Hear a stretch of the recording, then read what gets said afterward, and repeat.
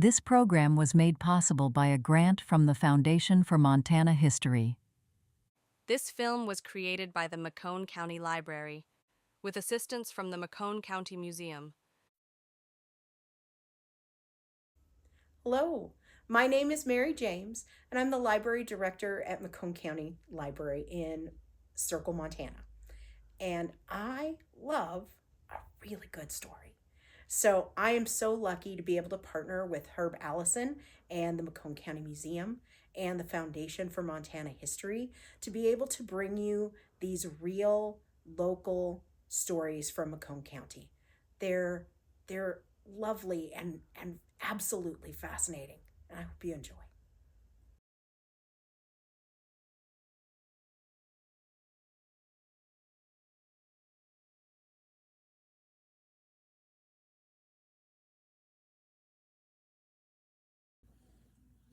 Oh, what do you want us to see?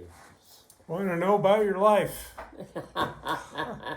So, Dale, you were talking earlier about when you were born in Glendive. Would you be willing to tell us about that? Well, there wouldn't be much to tell, you know. I didn't know much about it. I was born in Glendive, and when I got big enough, I had to stay there. Of course, my mother had to stay there for a week. Now they come home in a day. Crazy, isn't it? Different. Well, So, I think kids nowadays would be really surprised that there wasn't a hospital there, that women couldn't go to a hospital and have a baby. They had, so you said it was like a maternity home. it was a maternity house. Yeah, this lady run that, and I remember, that's a lot of years, but I never forgot what her name was, and it was Mrs. Abernathy. Your folks, were they born in McCone County? Or did they come from somewhere else? Both of them were born in Wisconsin. Oh, okay. So they came from Wisconsin. Do you know where your people came from before that? Way back, could have been a way back. But my folks are pretty much all were raised like in Neilsville, around Neilsville, Wisconsin. Even like my mother and my dad, they were both born about in the same town. Oh. And Dad lived out on a farm south of Neilsville, and my mother lived in town in Neilsville. Okay, so they came from Wisconsin as young people with their parents? Yeah. Okay. No, not my dad. He must have been about 18, Okay. and he decided he wasn't going to milk them cows no more. And he had a brother out here that lived, it's about a mile south of where we live now. But, so he decided he'd just come out here and he homesteaded then. So can you tell me a little bit about any family stories you might have had from your early years? Is there anything that stands out that sounds really interesting? Well, I don't know just how to go at it, but just how to go at it, or like I say, but what to tell you, what to say, but... Oh, sure. Well, is there anything that people would be surprised at? You know, sometimes it's really surprising for particularly young people who really have only lived with everything being super connected and really fast cars and developed highways and just the sheer amount of time it takes to get anywhere, and the sheer amount of effort that it took to just do daily stuff. Like, I think of anybody my age and younger, if you had to run a wringer washer, like, I'd be one-armed or smelly. I don't think I could do it. If what? Yeah. If you put somebody my age or younger and said, here's a wringer washer, go do a load of clothes, like, I don't think we could do it. Probably not. No. I mean, No. I'd probably get my arm ripped off. Like, Yeah. Oh, my gosh, yes. Well, Mom had an old wringer to wring the clothes out, and wash tub and a couple of wash tubs there, and in the old house. That's what we were brought up in, you know, and that's the way it was. But Well, and when you were little, did you have electricity? no, old kerosene lamp. Try to study by a kerosene lamp. So Yeah. did your farm get electricity when in the 50s when Yeah. Earl? Yeah, that's kind of when it come in. I think that's when ours got that Yeah. too. So did you have pretty good plumbing or not so great plumbing or an outhouse? Or? Yeah, up on the hillside there. Real good. Yeah. Never had to worry how it was going to work. But when it was damn cold in the winter, I'll tell you, you figured out how it was going to work. Well, or Just a quick trip. if it was snake season, Huh? you know, if it was snake season and those little baby snakes were hatching, like that's kind of dicey too. Well, we didn't have that problem. You didn't have that too bad? Must have froze them out. Yeah. That's good. So, can you tell me how our county has changed from when you were little? Well, you know, that's sure tough. I was thinking about that when I read that. How did it change? Well, it just kept changing gradual, you know, and just got, well, I guess it got better. Darn sure got better, you know, but how, I think it's surprising to young people. I don't know how to just explain it at all. Yeah. It's surprising to think of a world without electricity. Hmm? I said it's surprising for kids, a world without electricity. Oh, gosh, yes. Just have the electricity go off for a day or two and you find out how it, Or even something as simple as taking a bath. right. So how did that work in your family? One tub, heat the water on the old cook stove, and you changed water. Yeah. You didn't, well, that is, I said you changed water, you just changed bodies more or less. Yeah, you didn't waste much water. Yeah. So did you have like a hierarchy? Was it like dad was first? Or was it like the littlest babies and stuff were first? Or? Well, I suppose, but that ain't the way. I think us kids got bathes and whatever else. And as far as dad and mom, I can't remember what happened, how they've done it, but Maybe after you guys were already in bed. I just would kind of believe that, yeah. And then dad would stoke her up the old coal heater and get it warm in there so you could stand to take your clothes. Yeah, So you No. heated your house with coal? yeah. So how did you guys get your coal? Well, my dad helped mine coal about 8 miles west of our place, and he mined it in the summertime, him and the neighbors. And he had a coal house. Like ours was underneath the house, is where they stored their coal. Filled that with coal in the winter, or in the summer, and piled some outside, I remember. And hope that it lasted you Yeah. through the winter Yeah. and it wasn't too cold? And he had it figured it did too. Because we had a neighbor that was laughing at him. Dad was putting in coal, and the weather was hotter than heck. But Dad was mining and putting in coal in the summer. And this guy was laughing about it. By God, he wasn't laughing about it that winter. he had to go right by our place, old Madsen place. He had to go right by our place to go to the coal mine and mine coal when it was maybe 10, 20 below. Dad went to the root cellar, or underneath, not the root cellar, but the cellar under the house. That's where he had his coal stored. Did you have anything that was really memorable for holidays that your family celebrated when you were a kid? Well, yes, because we always celebrated Christmas pretty strongly. And my uncle, my mother's brother, and his family always came. And he didn't get married till later in life, like me.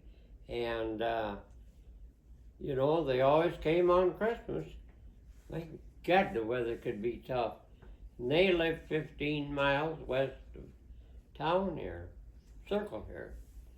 But Grandpa and Uncle Louis, they always came to our place for Christmas. Do you know the kinds of things you got as gifts? Oh, gosh. Can't think right now.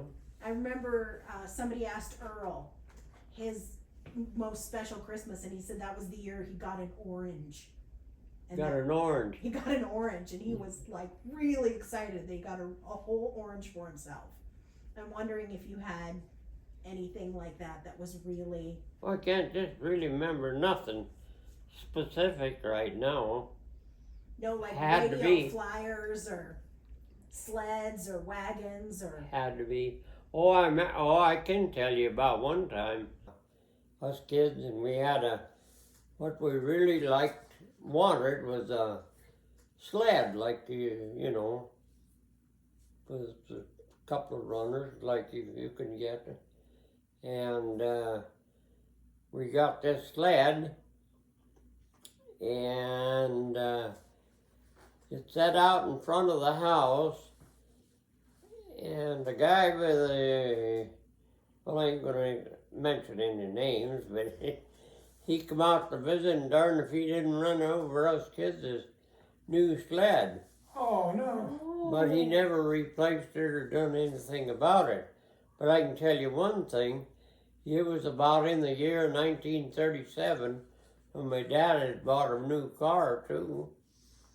Yeah, but that guy run right over our sled.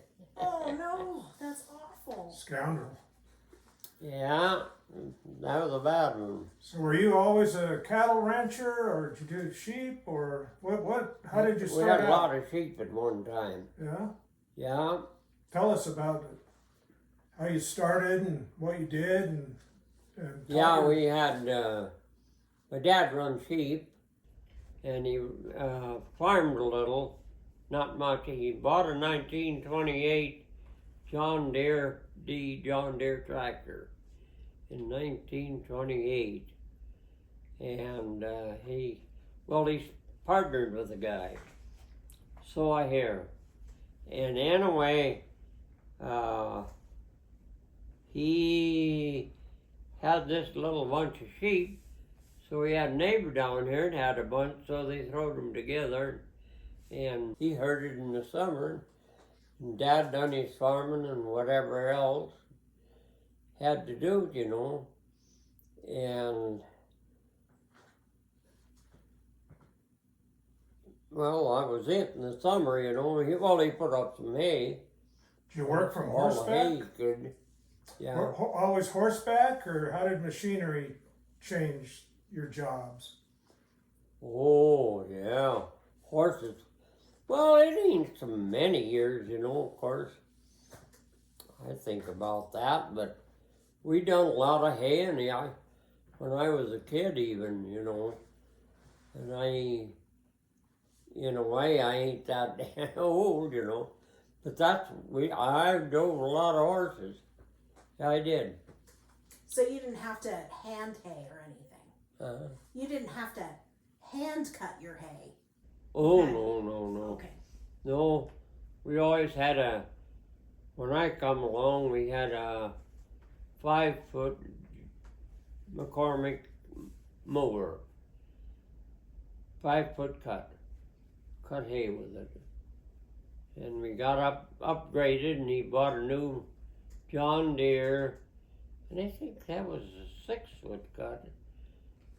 But it was a brand new mower. And anyway, that's how we had pulled 2 of them. So how did you bale then? Did you just do hay stacks, or did you have a baler? It was in the loose. It was loose in the stack. And that's where I was telling you, I done a lot of haying. And the way we put up hay back then, I would say that is in more in the 50s or such and whatever. The way we put up hay then was cut with these mowers, rake, in the windrows, and then took these buck rakes we had, and you buck it in, and we had an overshot stacker, they called it. You could really make big stacks. But Dad, he was always he had to do the stacking, because the stack had to look just right. So I always drove a team and a buck rake. And I drove that team and a buck rake when I was pretty goddamn small. And my brother, neighbor boy, Earl Green, he worked for Dad a lot. He generally drove one, and I drove one, a buck rake. Yeah, the one old buck rake still sitting out in the pasture there. And the old stacker sitting out south of the house there. Yeah. So when you say small, would you say 4 or 5 or 6, or like 9 or 10 or 11? That I was? Oh God, that's a tough question, because I couldn't never tell you. Were you in school then, too? Oh, had to be. So you worked in school? Uh-huh. You worked when you weren't in school. How'd you say that? Well, when you were a little boy and you were going to school, you were also doing chores. Oh yes. Oh yes. Tell us a little about school and work and all that. Well, we was never much for milking cows or anything. Neighbors did. But we never milked too many cows. Dad didn't want much to do with that. He had all of that he wanted back in Wisconsin. Oh yeah. That's why he came to Montana. Yeah. What school did you go to? Upper Summit. So you went to Upper Summit School, and did you do that until you went to high school, or was that No, I did. I went I started when I was first grader at the Upper Summit School, but it stood west of our house about 3/4 of a mile, probably. And that's where I went to school till, I think I was about 4th grade. And they moved the schoolhouse then about the same distance east of us. And then us kids had to walk to school down to that direction. Yeah. But, and then when Earl Green and I and my sister, and then Jean graduated and went to town. And it was Earl Green, and Corky got there. My younger sister, she got there then. Yeah. But yeah, it was to get to school pretty much on foot. Yeah. Well, being up on the divide there, did you get more severe weather than down here in Circle? What was the weather like? Do you remember any special blizzards or? A lot of people claim it is, but it ain't. Yeah. Yeah. Did you get any hard blizzards? But I would have to say, I think probably we get more wind than they do in here. Yeah. Do you remember any really bad storms or anything that stick out? Oh yeah, I can remember one that really bad one, and we had neighbors that lived down off north in the breaks there. So we were going to this lower summit east of us. No, it wasn't the lower summit, it was this summit school that lived east of us. And anyway, the two boys split up then. It was the sheriff boys, and so one came home with me and one went home with Greens. But oh, it was a bad one. Yeah, you couldn't see nothing. Oh, it was bad. You remember it? Dad lost a few sheep from me. I just should know because I can remember that one time. I was home. It was on my birthday, which was 30th of March, and my brother was there, and this storm come up, and my dad, instead of letting them sheep out, they just let them out kind of in a, more or less you'd say, a lot that was fenced in, but it wasn't a real big one. And by God, it kept getting worse, so Dad decided better get them sheep back in the best he could. And I can remember my older brother was 10 years older than me. I can remember I was down there trying to help, and she was too tough for me. I was just a kid, you know. And so I helped as long as I thought I could, and I took for the house.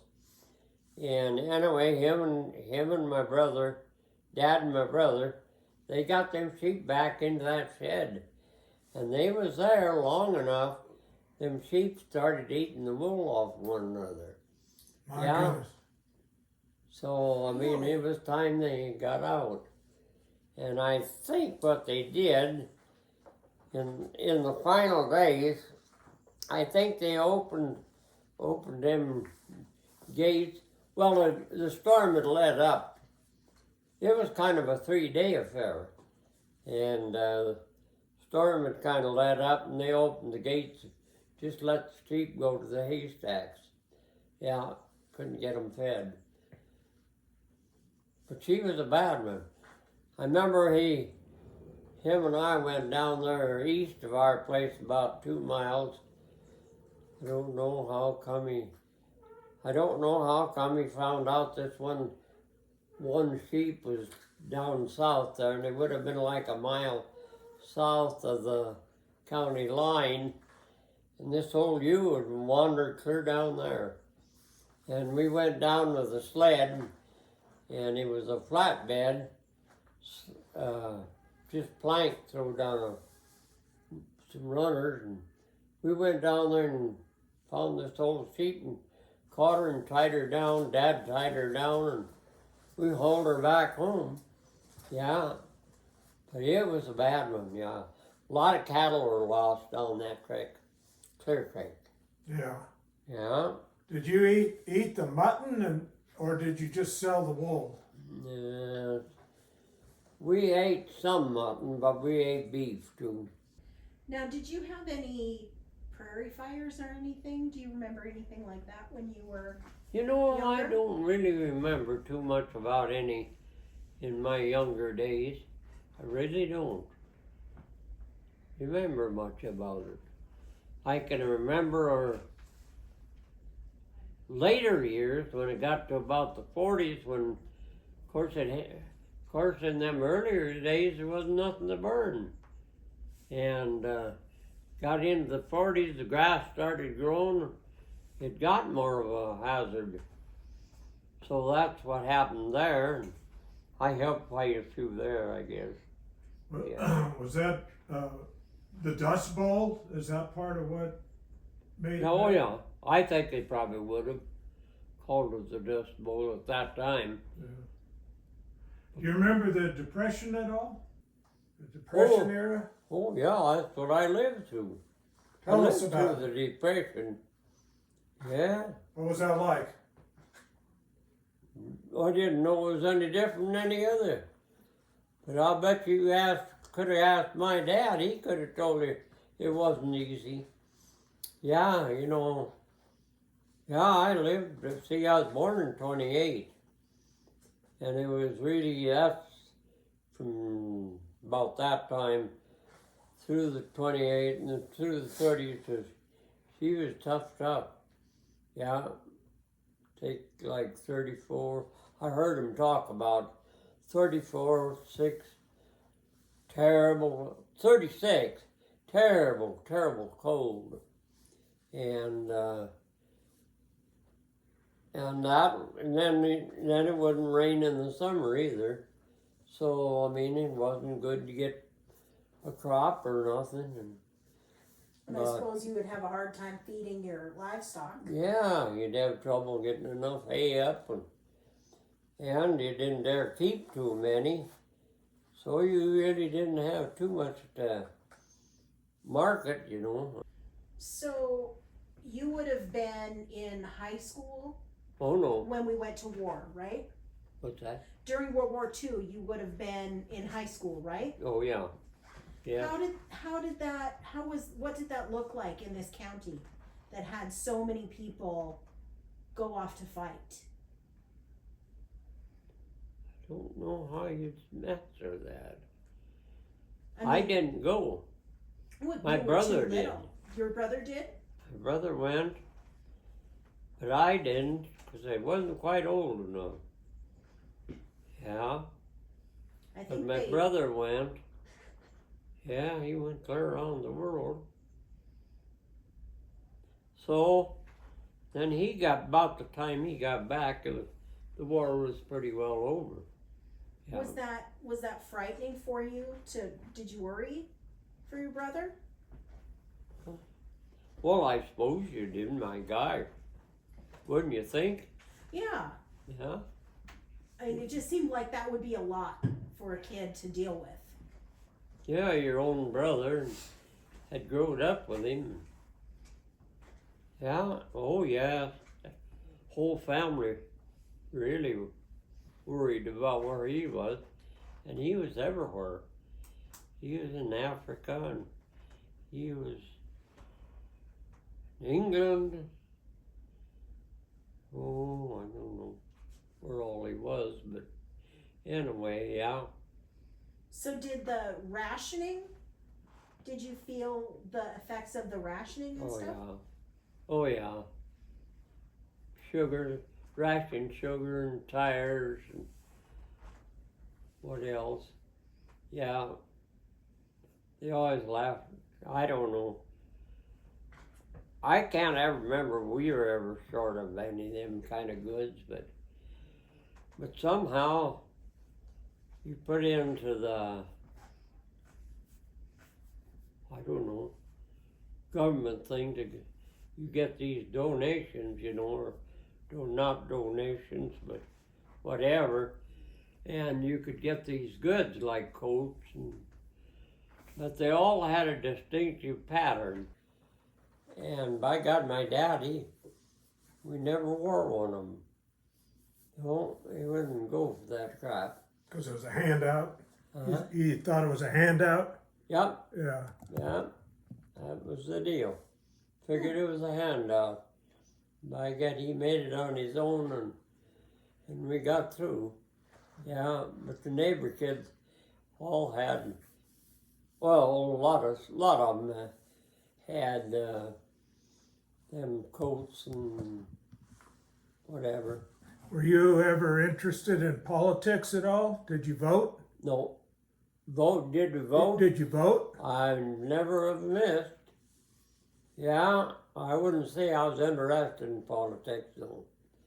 But you No. did vote. Yeah. Well, we did vote. My folks did, and like my wife now, we voted. We've never missed. Always be sure and go to vote. Yeah. So what's your do you have any message that you'd like to put on the camera, advice for young people, your philosophy of life? I don't don't think my advice would mount to help him a lot. I don't. I think it would. Yeah, I think Love you'd to be hear it. surprised. yeah. Yeah, anyway. Looked like, as far as advice, well, these kids know what it's all about. If you're out there and tend to visit and take care of things, it'll work. And if you don't, it ain't gonna work. Not right, Chance? That's right. Darn right. You can't just slough along and think you're gonna get it for nothing and have something. No way. You gotta get out there and hustle a little. That's right. Yeah, Chance knows that. Good advice. So, did you ever find any, when you were out working in the prairie or whatever, find any arrowheads or anything like that? Oh, yeah. Tell us Yeah, a there little was quite about. a few on our place at one time. Yeah. At one time. Yeah. Tell us a little bit about finding archaeological artifacts. Well, I don't know. There must have been some battles and stuff right up in that area, because along after the road, even them road ditches where they cut them, you can see where they'd had a fire. The dirt has been burnt. You can see where the Indians had a fire along there. But other than that, but oh my God, a lot of good arrowheads have been picked out of there. Yeah, they have. When you were a kid, did you know anyone who had been a settler here a long time? You know, like maybe Well, somebody who'd come here in the 1880s or the 1890s. Oh, no.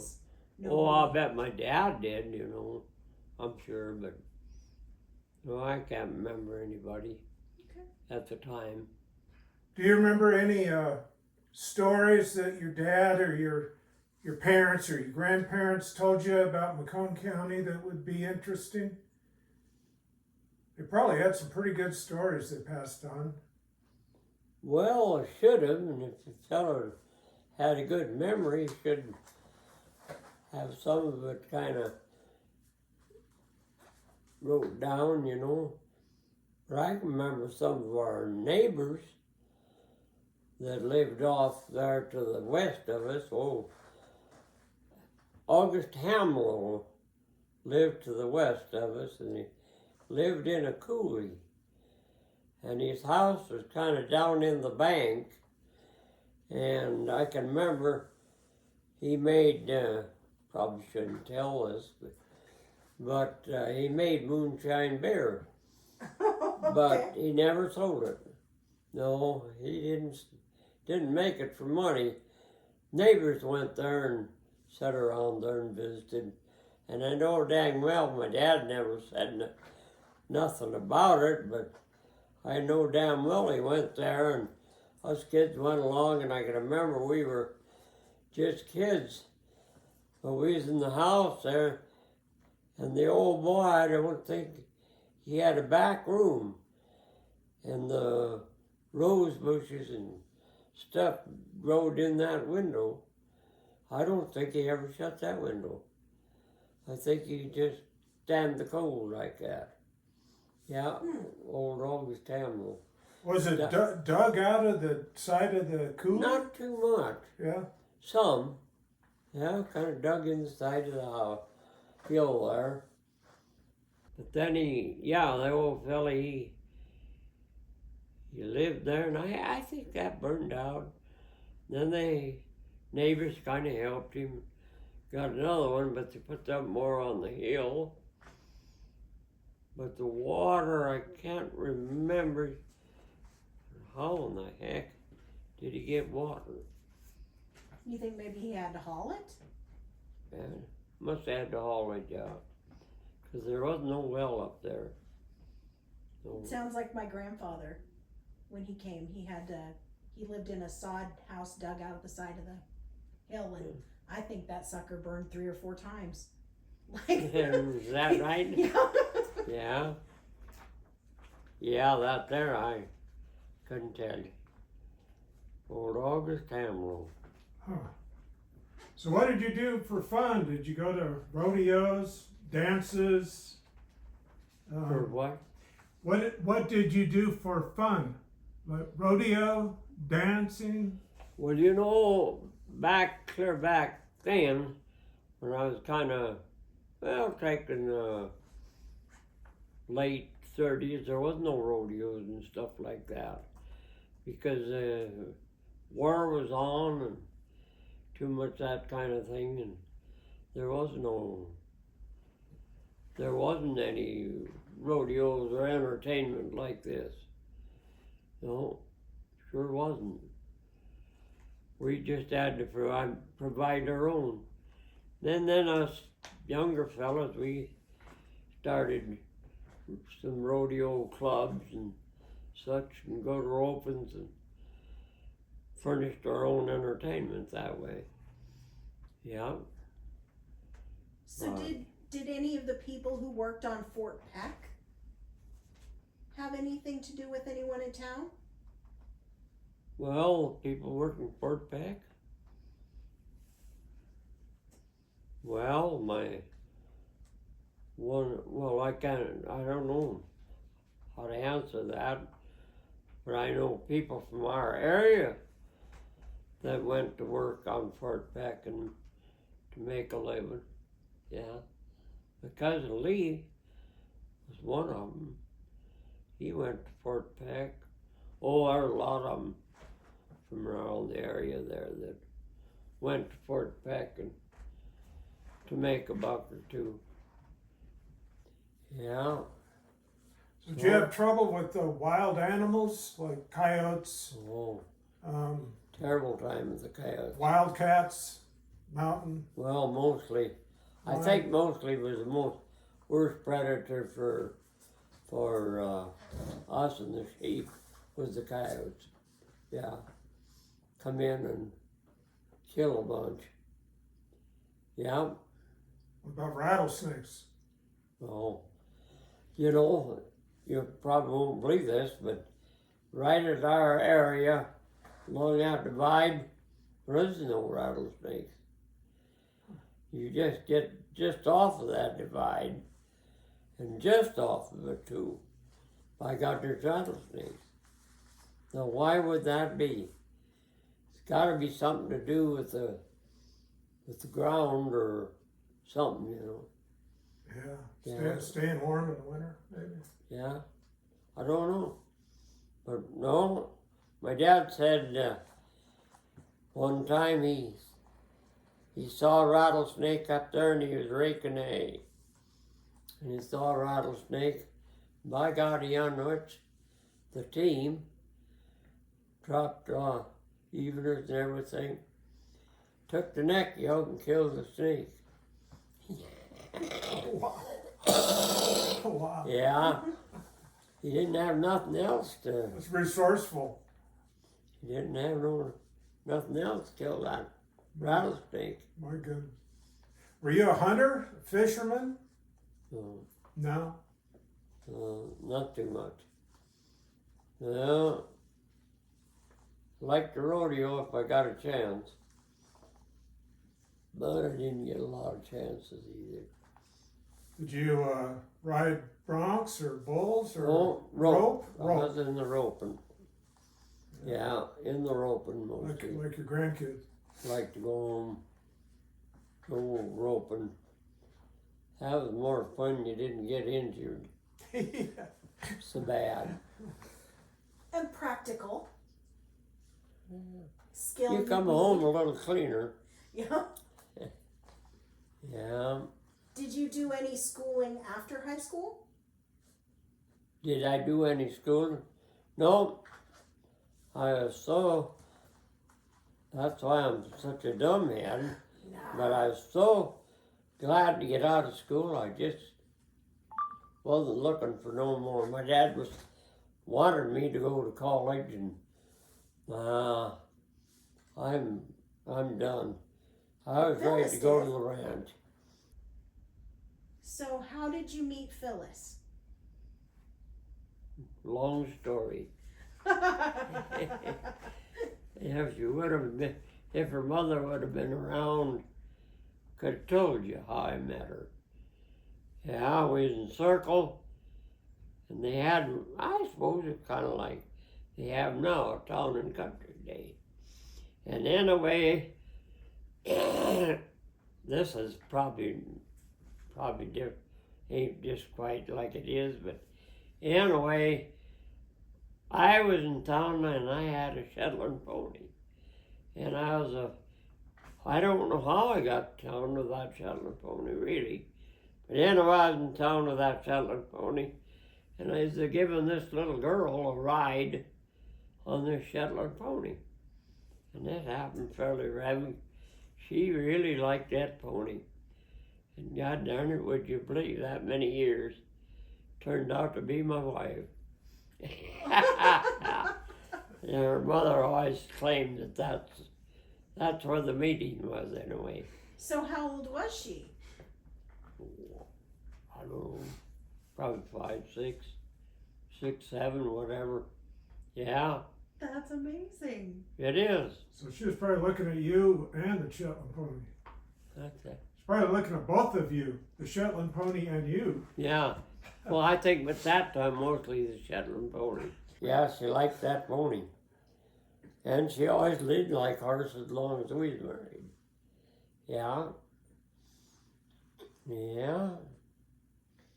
And I would suppose it was handy having a nurse in the family. Like anytime you got banged up, she could Oh. patch you up. Oh, I guess. Yeah. Knew what to do. Yeah. Yeah. Patch kids up. Tell you to toughen up. Huh? She can tell you to toughen up.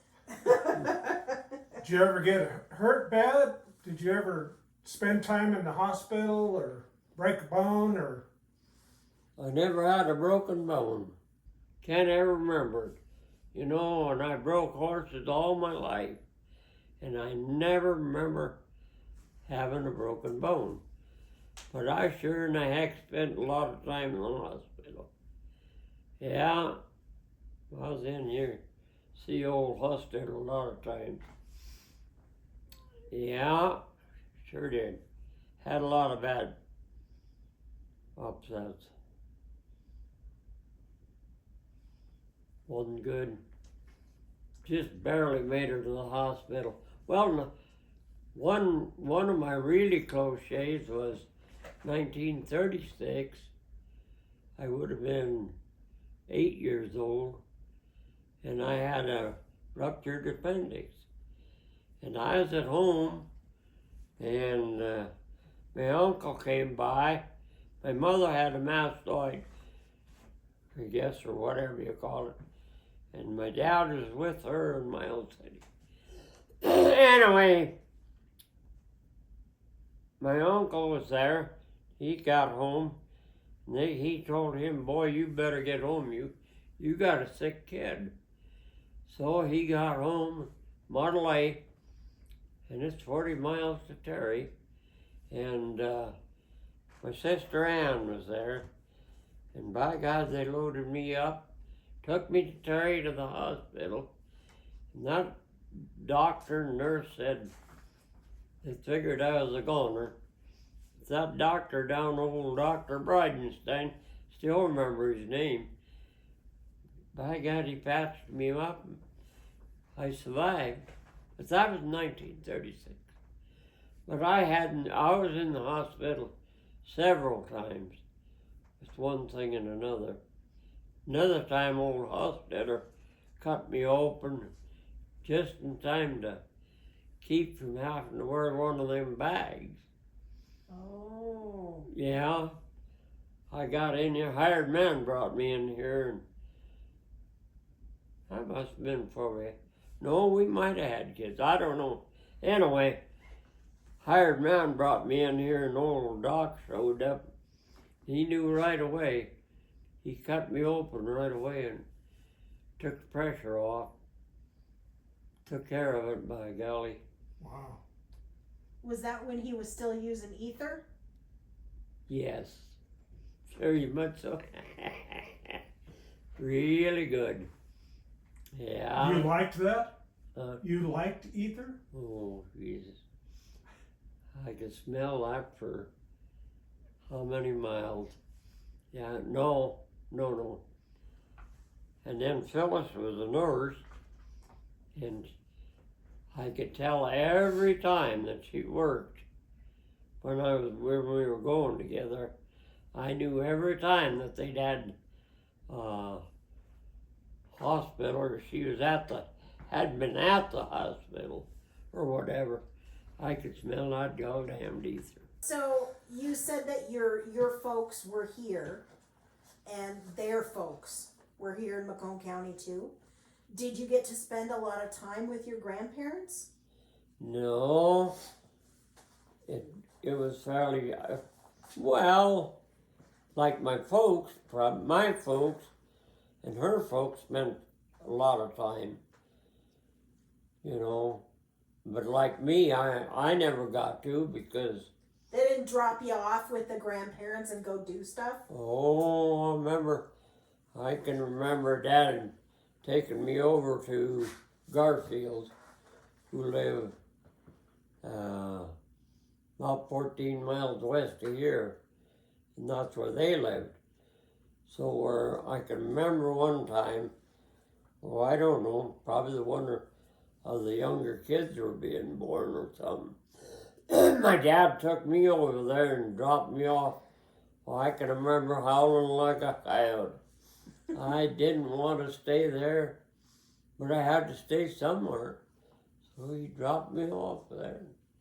Stayed with Grandpa Garfield and Uncle Lewis Garfield. They were bachelors then. Yeah.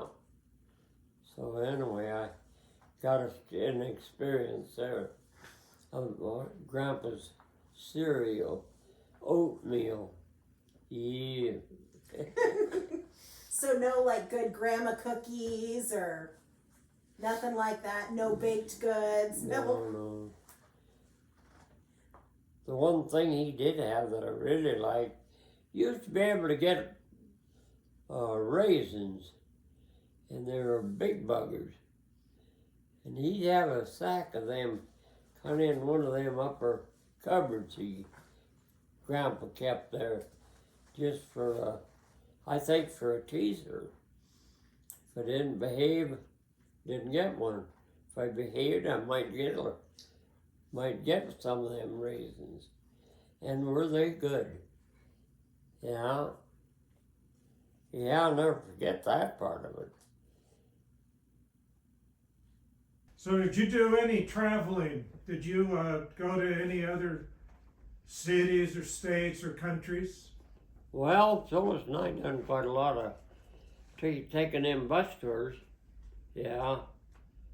We went to, I can't remember how many, but we were back to Michigan one time, I guess. Well, we'd take them bus tours, and that one was a fall tour. We went back to Niagara Falls in a bus tour. And then we also went we went on several of them. Finally, her knees just gave out, and she had to quit. Yeah, couldn't go no more. Did you take any trips with your family when you were a kid? Like, did you go back to Wisconsin and visit any relatives or anything like that? We never did. No. Never did. That I can remember. Yeah. Do you remember the first movie you ever went to in a movie theater? Well, I don't know for sure whether it had been the first, but I can remember coming to Circle here with our neighbors, the Greens, and go to a movie in here. And that's the first one I remember. And the name of it was Little Nellie Kelly. I don't know whether you ever heard of that movie or not. But anyway, that was the name of the movie, and the Greens wanted to go to that movie. So they had a boy about my age, a little older, and so we went with them, come in here and went to the show. Yeah. And you were just a boy. Oh, yeah. So was it a Western? Oh, no. No, it was just this little girl, and, oh, I can't tell you exactly, it kind of, but it was, it was kind of one, if you was a sad person, I forget just how it all went, but it didn't make you sad. Okay. Yeah. Huh. It wasn't no comical one or anything. Later on in the years, I did see some of them. Yeah. Were you a reader? Did you like to read? Yeah, I do. Well, tell us about what kind of reading you do. Well, I like to read stories that really had a meaning to them, that somebody had, had something, they done something, you know. I was never one where Louis L'Amour, he rode off into the sunset. That just never turned me on at all. No, but I like the West. Read them stories of them old boys that came here and how they done it and what they did. Yeah, but as far as them real fiction ones, I never was. Just never into it. And it ain't been too many years here. Kind of had to give it up. I can't see as good as I should. It's going to be hard. Yeah, ain't good. But I can see good enough to read and stuff, you know. But it sure getting the best of me, I can tell that. So what was your wedding like? Well, we got married here in Circle. Phyllis and I went on a honeymoon for a week or 10 days. Got home and went back to Han. Yeah. Okay. that So was did it. you go somewhere nice for your honeymoon? Oh, we pretty well toured pretty big area. Yeah, Okay. we did. Did you ever get in trouble? Any scandals? Did you get in trouble? Ever? No, that was a neighbor boy.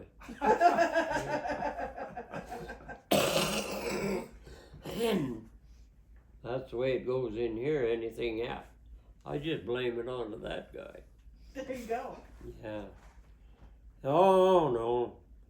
A little, I suppose I did, but I know I had to. But I remember one time, this is a dumb one too, and anyway, it was Halloween, and the neighbor and I, decided we was gonna have a little fun, so he fixed, I don't know whether you ever fixed a spool, you know, the thread comes on, that wood spool, Mm-hmm. and he notched a couple of 3 of them, and then he put a bolt through there, and you hold that with your fingers, had a thread, you know, and then you took the string and gave her a pull, put it on the window, you know. So we got real smart and went down the neighbor and painted up his car windows and stuff with that with chalk, and before we left, he had to give him a buzz for them spools. By God, he come out and he knew which way we went, and how he knew, I don't know. But he come out of the house and damn, he had his gun. And bang, bang, God damn it. We walked up the road probably a quarter of a mile to get to the house, And there was a grain field right east of his house. By God, we took out of there, but we should have kept running. He'd never known. We wasn't smart enough to keep running. We dropped down in that grain field. That old fella must have smelled us. He come out, he said, "You just well get up, guys. Get out of here." Gee, we felt bad. We felt like the real dummies, I can tell you. So, Yeah, did you get in trouble from your dad? he never knew about it. Oh, he never told him? Why not? Why would you? Well, I figured that the neighbor would have. Well, that neighbor, you'd have thought so. I never heard nothing about it. No, we had our horses tied to the mailboxes down along the road. So we hooked her back down and got our horses and got out of there. So what's the toughest thing you've ever gone through? What was a hard thing in your life that you'd like to talk about? You know, I was raised through the toughest of the dirty 30s or whatever they called them. But my folks always figured out how to make a living. And we always had plenty to eat, even if it was mutton. But anyway, yeah. But other than that, no, we always had plenty to eat. And Dad was, well, I can tell you one thing, the old house we slept in sure in the hell wasn't warm. No, that old homestead shack he had there that we slept in, she sure wasn't very warm. Put on plenty of blankets. Yeah. Would he stoke the stove at night and then it would burn out in the Oh, morning? Dad did that. Yeah. That was his job. I was young enough that I didn't get in on it. Yeah. I suppose you were so little you probably shared a bed. Brother and I shared a bed upstairs to that old shack. Well, I'll tell you, we'd bail out of bed in the morning. Down them stairs we'd go. But Dad only had that old pot-bellied stove of red hot down there, the old belly. It was belly hot. Yeah, red hot, I mean. So you went down there and put your britches on. Yeah. Yeah. Did you have a well? Where'd you get your water? A pump well or Yeah, we always had a pump. in the house or out in the yard? Out in the yard. And it was a deep son of a gun and it pumped hard. Yeah. Yeah, it was a well, about 150, 140 maybe feet deep. And you know, he had a, I don't know what the heck he did to start with, but he had a guy come and drill this well.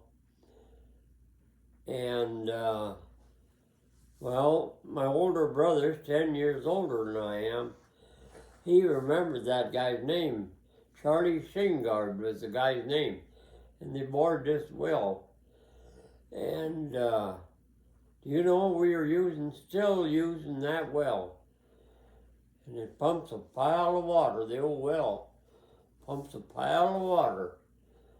And how in the heck, you know, how it could keep going. Same casing, whole darn deal. Yeah. What year did you get electricity? Do you I remember? think about 1950. Yeah. About in there. Well, I say that, but I think we got like electricity into the house. Is that what you're talking about? In the house, yeah. Oh, no. That must have come about in 53. Okay. Because we had a bad spring storm in, I think it was March of 53. But I remember John Shevin had came there in the winter, well, late spring, and dropped off few spools of wire, and he dropped them off right in front of the house, in front of the folks' old house. And they got dropped off there, and then it snowed up, and we got some terrible bad weather. Yeah. So they laid there long in, down there into the summer before old John Shunnam got there to put that wire up. Do you remember when you got a telephone? Not exactly. Was it the old, like? Oh, heck, we had that a long time ago. You know, the women used to get on that dirty bugger. There was one wire that run for how many miles? And they had like a phone. Well, that's the old phone hangs in the museum. Mm-hmm. Yeah. And turn the old crank. Yeah. Ours was 3 even. Then some of them was too short and long, and too long and too short. Too long and the short, yeah. Did your neighbors listen to your phone calls? Well, that was the whole thing. That was the kick of the whole thing, I think. Yeah. Some of them ladies like get on there and rub her in, he called it, yeah. See what was going on. It's pretty different, isn't it? Oh boy.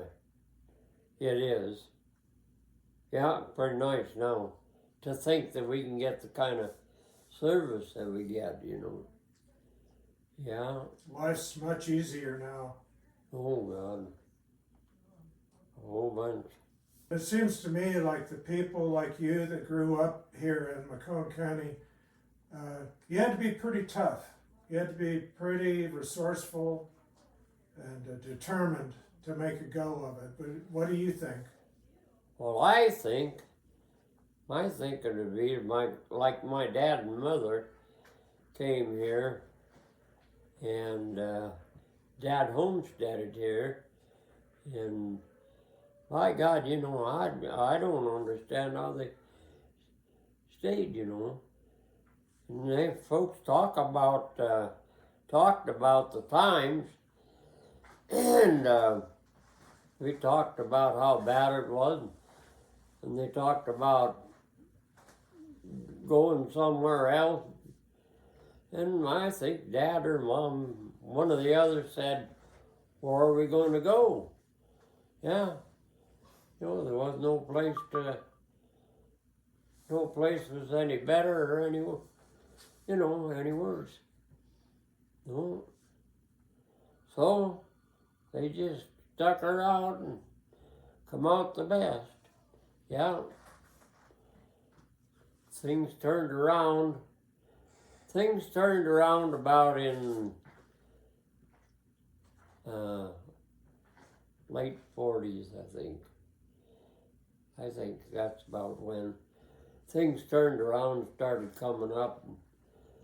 Yeah. And it's been good since then. Yeah. If you take care of things. Yeah. Is there anything else you want to tell us? Anything that you Oh. feel like this is a great story? Somebody needs to know this. Yeah, I'll tell you this story. We trailing, you know, we didn't have trailers and trucks back when I'm going to tell this story, but we were trailing a bunch of steers to town. We had some of the neighbors and our own. And so anyway, we camped out south. You know where Louis Limerson used to live? Jack Limerson lives. Okay. Yeah, just south of that, about a mile, couple miles. And anyway, there was a section there. I think it's a state section. And anyway, we trailed on that far, and there was a fence there at that time. So we used this 3 sides to hold these cattle. And then Billy Decker and Robert and I, we tore their beds down out there away, and that's where we slept. And next morning, it was time for breakfast. We heard this squeaking. My daddy took a saddle horse, went up the fence line and found a fence post. There wasn't no good, and roped the old post and jerked her off and brought her down for firewood. Anyway, yeah, that's what we had to eat. But built a fire and had coffee and whatever. And then we trailed into Circle here the next day. And we come right in there on the east part of town where Earl Johnson lives now. And we just crossed Redwater. I think there was just 3 of us. I think Billy Decker and Earl and Robert and I. And we just crossed Redwater at noon, and the town was plumb full of dogs at that time. And they'd set the darn noon whistle off, and them old steers, they turned, and they headed east. They come back through us just a going. Wasn't no way we could hold them. So we went probably, I don't know, there was no fences down there then, east of town here. So we had to kind of get them gathered up. And we did get them back and got them held up. We did get them in. But by God, they were sure spooky. Yeah, it was hard to hold. The damn dogs, The dogs had set up quite a howl when the noon whistle blows. They used to have a lot of dogs in town. I suppose if you're a cow, you can't tell the difference between a dog or a coyote or No. Oh God, no. It stirred things up. You ever hear about that big train wreck, Custer Creek? I have and seen pictures. Have you? I want to hear about it. I'm very interested. Well, I don't know that much about it, but when that happened, my sister Jean Decker, we were going to Bible school in Terry. So when that happened, they were taking people from Terry. Somehow, you get in a truck, maybe an old beat truck, ride in the back end, and go out to the river, and Reno something, the old fella had a ferry boat out there. So you can get out of this truck and get on this ferry boat and cross the river there, and then there's trucks on the other side of the river hauled you up to the train wreck. And that went up to pretty close to Hawkins, is where they live. And anyway, how in the heck we managed that? I guess, thinking back the years, oh damn it, I couldn't only been about 10 years old. And anyway, we got there. We went up there, and I can remember being there. And the only thing I can remember I remember that twisted iron and stuff I seen there. But as far as bodies and stuff, I didn't see nothing. I think probably they were all covered with sheets or whatever. But we got up there and looked around and come back and got a ride on the ferry and come back across the river. And we was coming down, crossing the river in the old ferry boat. And my sister Jean was ahead of me. I got here, come this shoe come floating down the river. She dropped a shoe out of her package. If I hadn't have been behind her, we'd have lost a shoe. Yeah, Oh, but dear. anyway, I happened to be behind her and found her shoe. So we finally got out of there. But you know, I never realized for many years, 1938, and that was the year that train wreck was. Huh. Yeah. I don't know why. You know, that's the year it was. 1938. Funny part of it was one time, oh, that maybe it's even got to be 20 years.